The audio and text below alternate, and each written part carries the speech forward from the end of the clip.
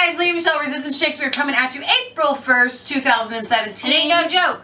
This is not a joke. This actually really happened today. If you're Putin, but we're going to cover that again. We can't cover a lot. Michelle and Mr. Kansas were playing Good Samaritans and helping a very dear friends of ours who called, like, panicking. Several hours ago. The pipe broke in my bathroom. My drain pipe. It needs yeah. So this is what you get. She's Michelle awesome. In plumbing gear. Yes, and sweater, Kansas too. But we want to take you. A lot of you sent us this. There was there was a march by Britain First. I guess as Jaden came out and said that the EDL was not joining forces with Britain First, and then you had the kind of the Antifa and the pro-Islamist there. So let's go to this RT article real quick. Hi, I'm Kevin Owen. Thanks for being with us this Saturday. It's just turned 4 p.m. in Moscow now. Straight to London then. There, tensions are high in the British capital as it sees scuffles and arrests this afternoon while two rival protests are being held. These are very recent pictures that just turned around. Police are trying to prevent clashes then between supporters of the group Britain First, which gathered against radical Islamic terrorism, and counter-protesters backed by the Unite Against Fascism movement.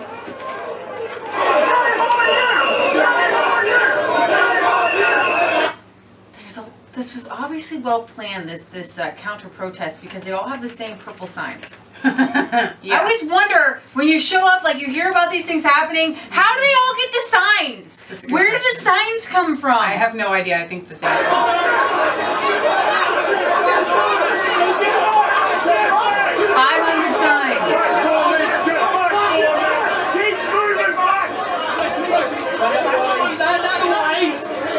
From what I understood, there were arrests made on the anti-fascist protesters. Yeah. Obviously, the smoke coming from the anti-Nazi scum. The protests are in response to the tragic terror attack in London just about 10 days ago, March the 22nd, when that driver rammed into pedestrians on Westminster Bridge and then attacked police officers outside Parliament. The attack of 52-year-old Briton Khalid Massoud, who was previously known to the authorities, was shot dead after killing 4 people and injuring dozens more. Islamic State called him one of their own, taking responsibility for the attack in the end. Let's go live to Laura Smith in London. Hi there, Laura. Some ugly scenes a bit earlier on. Is it quieting down a bit now? What's happening around you? A little bit. We're in the middle of one of those 2 demonstrations, the one that's organised by Unite Against Fascism, just a stone's throw from Westminster Bridge, where of course that terror attack happened last week. And across the thin blue line behind me, you can see the Britain First group. They look quite numerous from here. Obviously, they've come very well prepared with flags, and they are calling this a march against terrorism. Last week's terror attack, they said, attacked the heart of Britain's democracy. Enough is enough. They've called people out to come and protest radical Islamic terrorism. And then there's this group, Unite. Go ahead. Were you going to say the same thing I do? Well, I don't see any reason why you can't protest against radical Islamic terrorism. They didn't come out and say all Muslims must die or we hate all Muslims. When they were showing that footage once again on the bridge of what happened, and I'm thinking to myself, there should be a response to that. If there's not a public response, then the public's heart is dead. The fact that these people are so angry against people speaking out against radical Islam is the fact that it doesn't make any sense. It's the same protesting. These people, I haven't exactly been able to pinpoint who. I always, my go-to guy is George Soros, right? But they're saying the same things at the same marches in America and in Britain. It's like we're the same country, but in like 2 different weird parallel universes, isn't it? Because you've got these people saying, whose streets are streets. And that's the same thing that the Antifa and the black mask dudes do here in America when people have, and you've got these people, they're patriotic and they've got their flags, and I realize that there's some issues with some racists in the like the EDL or whoever. I realize that, but for the most part, the Britain First people are not racist. No. They just want their country back, okay? And they want instances like this not to keep happening. Exactly. There's nothing wrong with that. Anybody else, it's like their protest march must say, we like terrorist attacks. We like terrorist attacks. I mean, it doesn't make any sense. Right. And so it's like the same people, it's the same kind of people, these kind of yuppity, even like young millennial people, it's the same people. It's like, what do they get transported across the pond back and forth with like different accents? I don't understand. Against fascism, they've come out to say that the group opposite are using the terror attack to further their own right-wing agenda. They're trying to further the agenda that they don't want any more terrorist attacks. They say that right-wing fervor leads nowhere good. So they've been organised by the police. And they all covering their faces. If the Britain First people don't need to cover their faces. They're like, here I am, I'm telling the truth, and I'm not ashamed of it. Right. If you're hiding your faces, that means you have something to hide. Right. Here, quite away from each other, and here they can yell at each other for the rest of the afternoon if they want to. Earlier though, we saw quite a lot of violence. This is very heavily policed. You can see all these police lined up behind me. Good job on the police getting more police lined up over there, and that's just a fraction of the police that we've seen today. Vans, loads of police running around. And this has been the most aggressively policed demonstration that I've seen in London for a long time. Police shouting at people, piling in and hauling people out of the crowd. It's like a and really laying into them and then hauling them off into the police back. That happened 4 or 5 times just that I've seen. So a number of arrests on both sides. But so far police are doing a very good job of keeping these two demonstrations apart. Obviously they don't want to see what would happen if they let them join up. And that looks like an Antifa, all dressed in black. Police cordon, so no one, not even we, can get through to the other side. So we just have to see how it pans out this afternoon. Have we got any idea how long this rally's going to go on for? Will it be marching or just staying put? They've done their marching, really. They marched from Charing Cross Station, so it was quite fraught down Whitehall while they were doing that. But police, again, kept them on opposite sides of the road and sort of lined up so that nobody could get through. And now they seem to have settled on these positions, and they don't seem to be losing momentum. So it reminds me of the people in the Capitol who were singing, like, yeah, all right, Laura, keep saying the Lord's Prayer. They had the Antifa people coming in and just, like, violence and stuff. I don't know what else to call them. Some people call them Antifa, whatever. So I'm going to bring up some of the, there's some pictures here at the Daily Mail.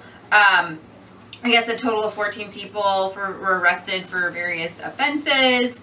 Tommy Robinson was there. I was trying to find some speeches with him. I do have a video I can play. Somebody sent me the whole thing. I didn't have a chance to watch like an hour and 48 minutes of the march. Just wanted to go through some of these pictures. Usually when I see somebody dressed in all black, you can kind of tell that they're, I like that they wear suits and ties and kind of present themselves. Furious protesters clash in vicious brawls. Anti-fascist. Here we go. We can tell who the anti-fascist. What is it with the masks and the sunglasses and the hat? Like, you know you're going to go there to get in a fight. That's exactly why they have the masks on. Look at the police right there. What is going on? Somebody's laughing. This is funny to them. It's a joke. It's not really a joke. Here. This one's low. The volume's low on this.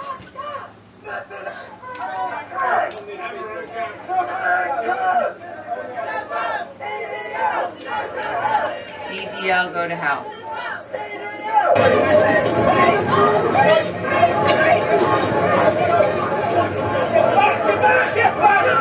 Smash the Nazis! They're all in black again, the Antifa or whatever. Why are you violent? Why are you violent? Is it Antifa or anti-fascist? Rounding up! Rounding up! You're all fascists! You're fascists! You're all the fascists!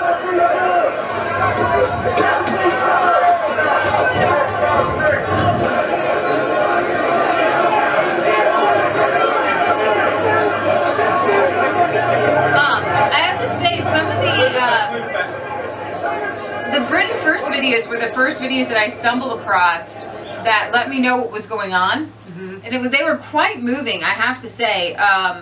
And I could tell that the people, the heart of the Britain First people, the way they put out the videos, their heart is for life. They're very pro-life, which I love. Right.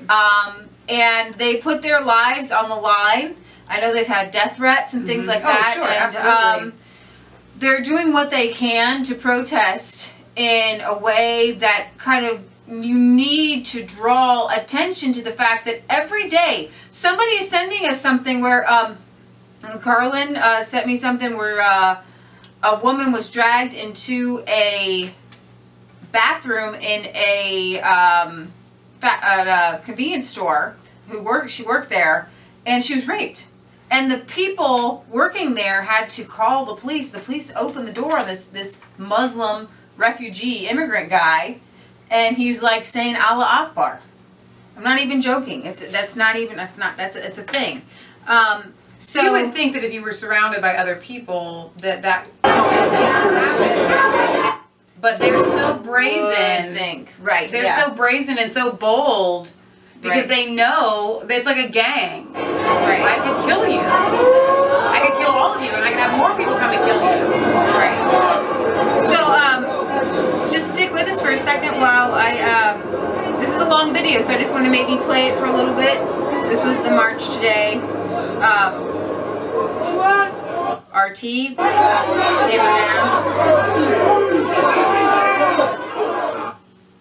Sorry. I can't see that. That's good.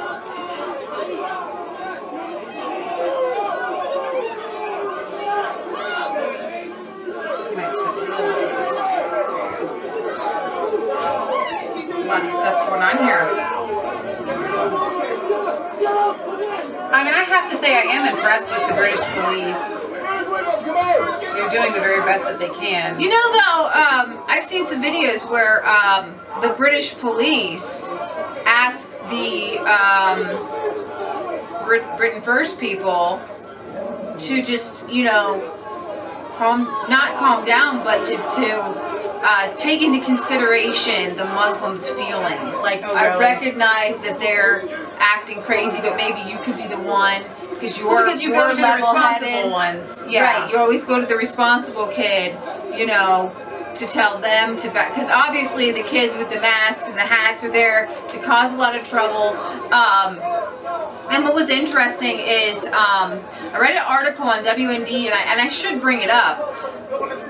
And it was from Dr. James Dobson. If you don't know who he is, he's a founder of Focus on the Family, a great family Christian organization here in America. And he says you've got to pull all your kids out of public schools. You just have to do it. They're being brainwashed. They're being indoctrinated. Yeah. And the proof in the pudding is that if you take the vote of millennials in this election, Hillary would have won 504 electoral votes to Donald Trump's 29.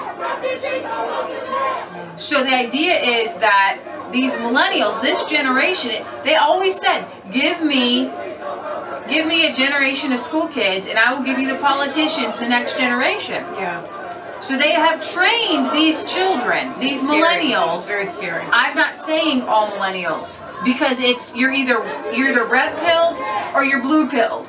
Right? Matrix. So you got all the black-faced and masked kids, and you got and they're hooked up with the Muslims. So there's got this millennials hooked up with the Muslims. Our battery just died, so I took this moment to bring up two other things I wanted to kind of show you along with this is I think I got it on Twitter here. This is an interesting interview here with what I would consider a millennial and a typical millennial, and again, I know a lot of people don't like to put labels on things, but a typical blue-pilled millennial who went into the public schools and ate the indoctrination, and it became a part of them. We need to red-pill them all and wake them up, okay, realize, okay, you've been indoctrinated. We're going to take a second to go over some of the EU things Michelle discovered today. But I want to play this interview because it's not her fault. She's got her little pussy hat on, right? She's obviously a feminist, believes in women's rights. But the question that Tommy Robinson asks her with her little femi hat on, she doesn't really have an answer for it either. Sorry. To march today. Have you ever travelled to protest against female genital mutilation anywhere? Not that issue Sharia in law? particular. Sharia law? No, not in No? particular. So these are obviously more problematic than What do you do? Do you do marching or campaigning? Yes, I do, yeah. So is that criticising? No, I'm not criticising. No, I'm asking. I just think that there should be priorities as to what we're protesting about. And I see feminism currently, third wave feminism. And I look at what's happening to women under Sharia law. I look at what's happening to women in UK Sharia courts. I look at female genital mutilation. Are you Islamophobic? Is that Islamophobic? What? Are you Islamophobic? No, I'm opposed to Sharia law. And I'm opposed to cutting off young girls' genitals. Does that make me Islamophobic? I don't know. I don't know you well enough to make a decision on that. Okay, well, I'm opposed to the oppression of women under Islam. How about the oppression of women in this country here and now? Like what? Like 1,400 kids in Rotherham, do you mean? Yeah, you're an Islamophobe. I don't want to talk to you. Islamophobe. Yeah, go away. Why am I an Go Islamophobe? Because I said 1,400 young white girls were raped in Rotherham, you think I'm an Islamophobe? Most of it happens inside the family. Inside the family? Doesn't that make it better? No, fuck off. Just go away. Did he just say it happens inside the family? I You must. come from Oxford to march today. Wait. I'm an Islamophobe. Yeah, go away. Why am I an Go away. Islamophobe? Because I said 1,400 young white girls were raped in Rotherham, you think I'm an Islamophobe? Most of it happens inside the family. Inside the family? Doesn't that make it better? No, fuck off. Just go away. Fuck off. Sorry for the F-bombs there, but obviously that person, you know, you've got the rainbow things and the persist and resist. The same. When they get caught in something that they know proves their cause wrong. I'm pretty sure that he just said it's in the family.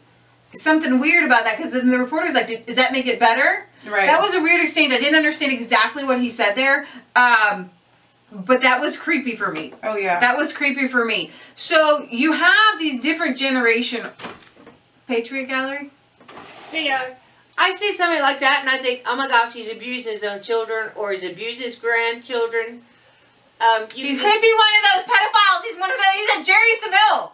Yeah, that's what I see. Anybody like that, that's who they are. When your heart doesn't go out, you can't even say, well, yeah, well, that was really, really, really bad. Right. When your answer is it happens inside the family, somehow that makes it okay. Creepy. Yeah. Wrong. As soon as I Pedophile. see a judge who lets somebody off, I know he's doing it in his own family. Exactly. Exactly. I see They that protect too. their own. The Bible even says Right. the world loves its own. And so if somebody's getting off by the courts, you know the judge is guilty. Right. I see that all the time here in America where pedophiles and people caught with child porn gets light sentences. Now, actually, I do know somebody who got caught with child porn and got a really long sentence. I was like, wow, that must have been a really intense judge.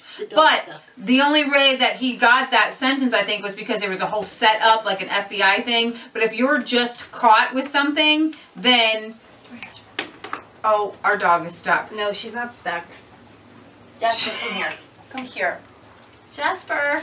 There we go. She just... Real deal, real life. Listen, and I don't want to call... it's hard for me to call out our own family. So I'm just going to leave it as this. I have a very close family member, adult, that when I was a child had said that they wished that the age of consent would be lowered because then that would mean that there was less rape. This same family member is known to have been incredibly perverted and to molest his own sister. So it came out later in life. Right. And so it's kind of like you always know that when they're going to let people off, it's because they're thinking to themselves it's not a big deal. Right. I do that. So of course I can't put somebody else, you know, in jail or punish them or whatever. Lee and I want to thank several of you had sent this to us today, and we would have done it earlier, but it's Saturday and today got hectic for us. We literally didn't start recording this evening until 10 o'clock. So I can't name all of you because we got this from so many people. But we want to thank you for sending us this because please like, comment, and subscribe, and let us know what you felt and what you saw today and what, you know. All right, let us know what you think. We love you guys. God bless. Yeah.